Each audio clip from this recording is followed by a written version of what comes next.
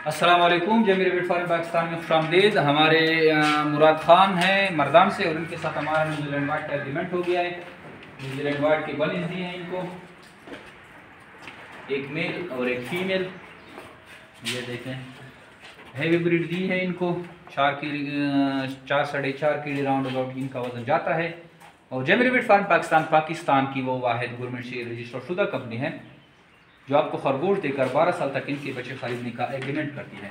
अगर आप खरगोश फार्मिंग में इंटरेस्टेड हैं तो आइए जमीर बिट फार्मिंग पाकिस्तान के पास और 12 साल एग्रीमेंट पे खरगोश ले जाकर अपने आसान कारोबार का आगाज़ करें। ये पाकिस्तान और एशिया की वाहिद इस तरह की कंपनी हैं जो कि 12 साल एग्रीमेंट पे काम करती हैं।